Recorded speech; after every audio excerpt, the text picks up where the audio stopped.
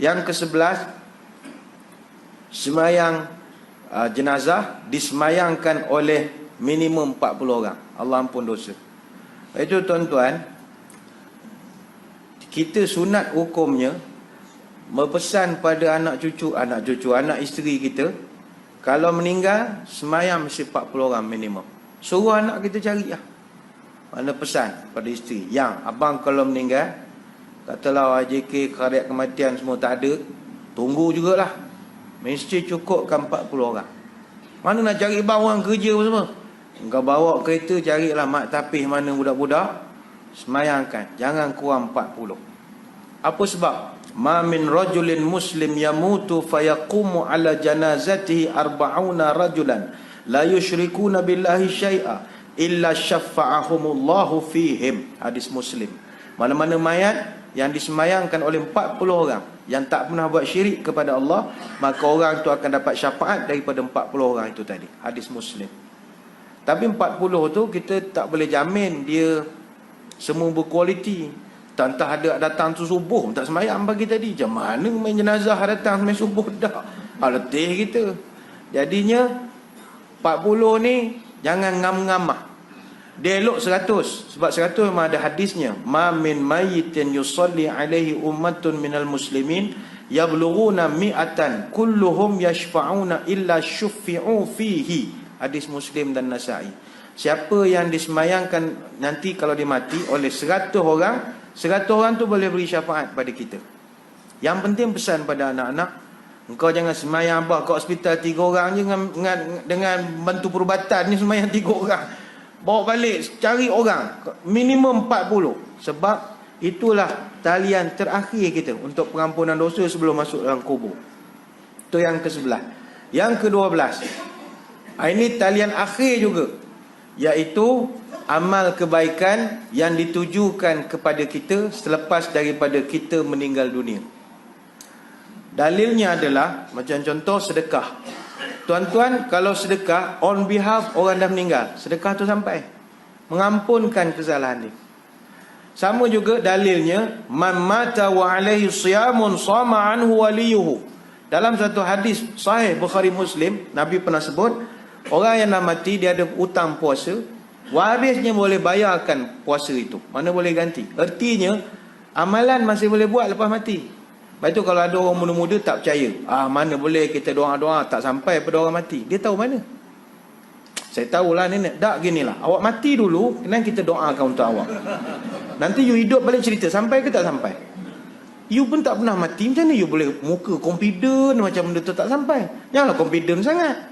Kalau tak sampai, takkan ada badal haji. Apa guna badal haji tu? Badal haji tu kan untuk orang dah meninggal. Jadi tuan-tuan sayang ke Piramli, buatkan haji untuk Piramli, boleh? Sampai ke tidak? Boleh, pakailah Haji Ramli bin Putih, boleh pakai. Habis kalau benda amalan orang hidup untuk orang mati tak sampai, buat apa boleh ada badal haji? Kenapa boleh ada badal puasa? Artinya orang mati masih boleh kita berbuat sesuatu untuk bantu di alam kubur. Dulu Datuk Ismail Kamus, dia ni antara penceramah yang paling kerap orang viral meninggal. Sian dia. Saya ingat tuan-tuan pun ingat dia dah meninggal agaknya. Dia dah jarang muncul. Dia tak sihat ya. Orang selalu ingat dia meninggal. Ada sekali dia di Mekah. Dia kata dia duduk di Mekah dah 3 hari, dia tak rasa lapar. Dia heran kenapa pula dia tak rasa lapar. Rupanya masa tengah viral dia dah meninggal dunia. Jadi beberapa buah surau masjid di Malaysia yang dengar cerita tu buat tahlil untuk dia. Dan ada yang buat sembahyang raib pun ada. Rupanya bahawa dia dah dapat satu ilmu. Bila orang buat tahlil untuk kita, kita ada rasa kenyang, tak nak makan. Barangkali itulah suasana kita dalam kubur nanti. Orang buat tahlil kita, tuan-tuan akan sentiasa relax dalam kubur. Jadi nanti sehari dua ni, kalau ada orang susah datang minta tolong, tuan-tuan tahlilkan dia untuk dia.